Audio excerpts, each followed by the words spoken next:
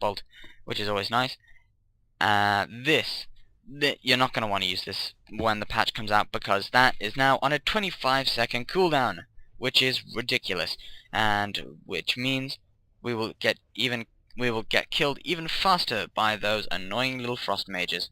That's pretty much essential, although it is kind of flawed in that you have to be in melee range to slow a melee character. But either way, you have other choices. You can go Incinerate, which is actually supposed to be quite good. You can go this, which I probably will be going after the patch. Or you can go this, which is completely useless, unless you are some kind of retard. So anyway, I will get out of my place, and I will zoom out. I was just doing it for a close-up, so that you had something interesting to look at. Now, I have changed my key bindings recently, so I'm going to find this kind of difficult while I'm showing the rotation. Now, the rotation, I will explain first, is based on a DPCT, which is damage per cast time. So, for example, this has a huge damage per cast, but you're not going to want to spam it, are you? Obviously. This has a relatively high one, this has a quite high one. And this is situational because you're definitely going to want to use it. However, it is not so much situational as you have the free GCD to do so. This is very good because not only is it high DPCT, but it also buffs your other moves, and you're going to want to use this first. Some people actually prefer to go that, but when I ran it through a calculator, it was better to Soulfire first. You're going to want to use that every time it's off cooldown.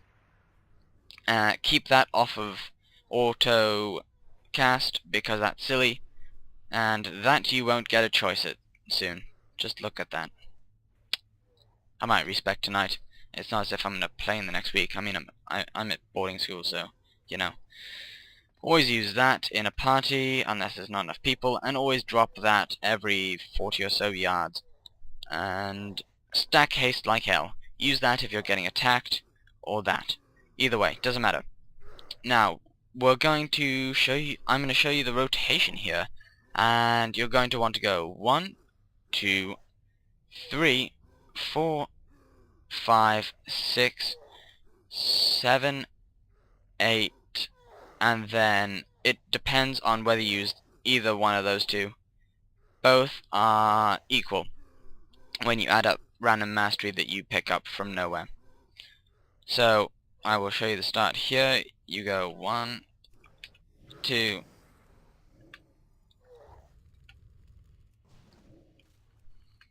there you go, and then you get into your lovely incinerate spam. Now I will quickly reset my counter once those have finished, and then I can charge everything up. See, that doesn't do bad damage, and it's excellent to just have ticking on them for no apparent reason. So I will reset this and show you. I will charge this up, but it doesn't matter because that's on cooldown, so... what? Oh dear. Sorry, my key bindings again. So anyway, you can see here that... what's going on. And reaching a nice DPS. Do remind yourself that Incinerate is actually your highest DPS spell.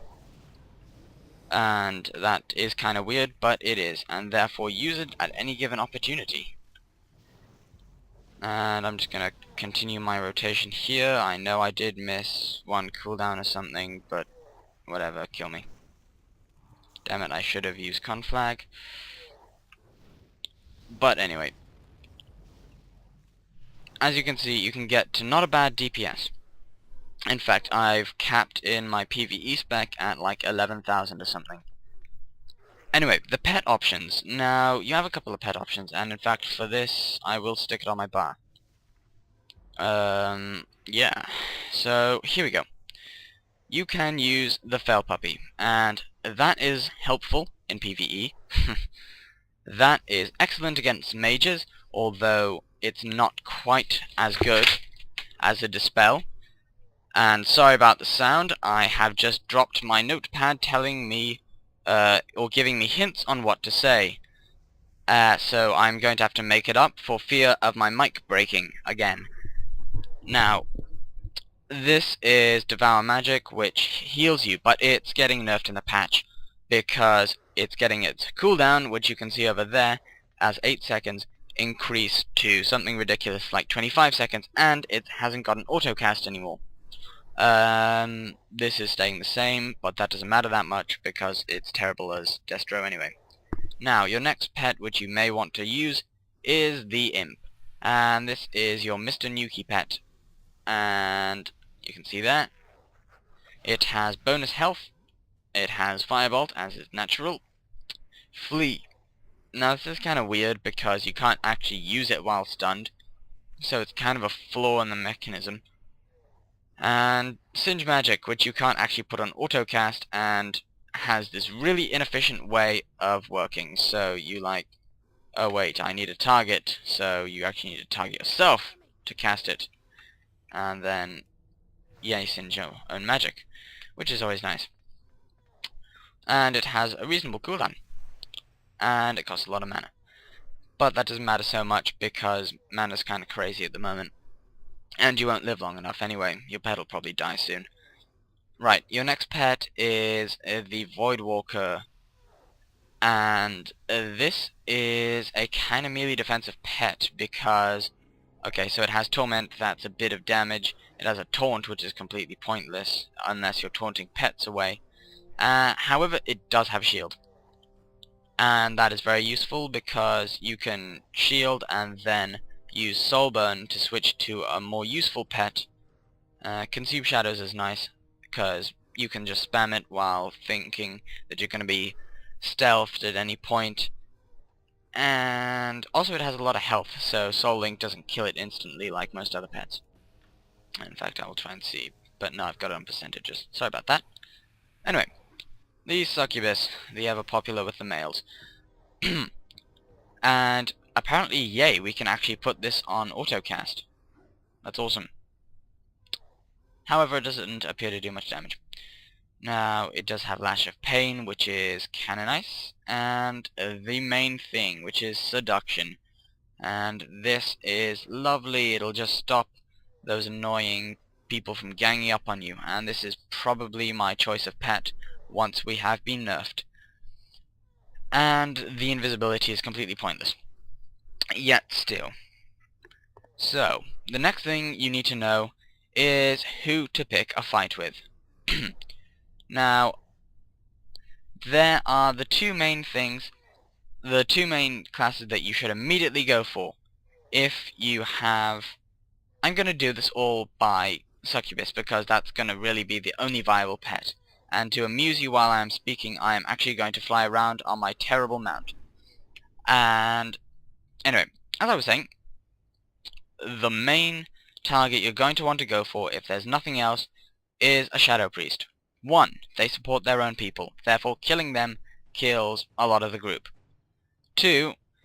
They are pretty squidgy targets and they can't do much damage to you due to Nether Ward, and they have no other classes of attack except for Shadow. So you get your nice Nether Ward on that, and wow, my mouse just went buggy and therefore I did not dodge nicely. Anyway, then your next target up is probably a Hunter or a Boomkin.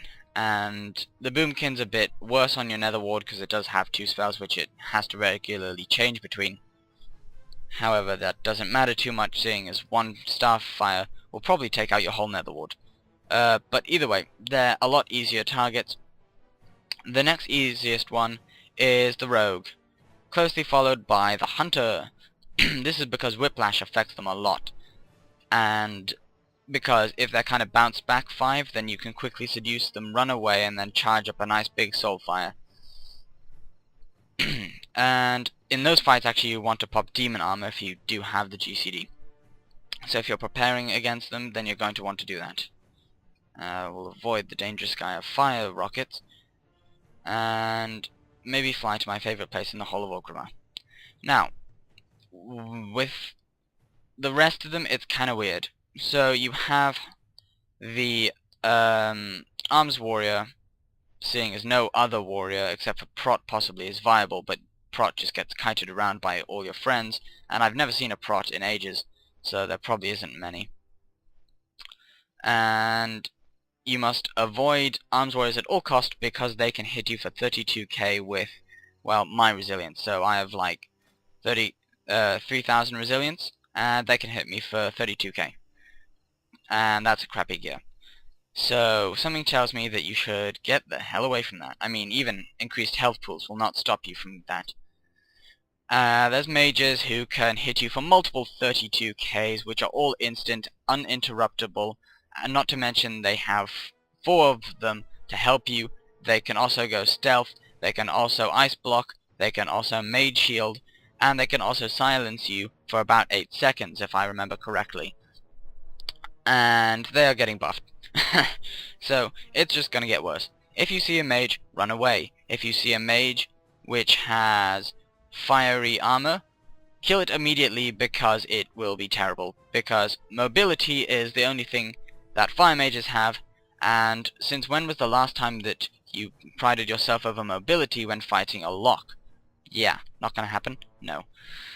Anyway, I think that about surmises it, except I'm going to try and do another fancy trick with my mount, because I have nothing better to do. Oh, damn it, I failed. Anyway, that was my guide, and I hope you enjoyed that. And that's it. Remember to use those instant soul fires, and calculate your own favorite rotation. Goodbye from Gnomes Are Yummy.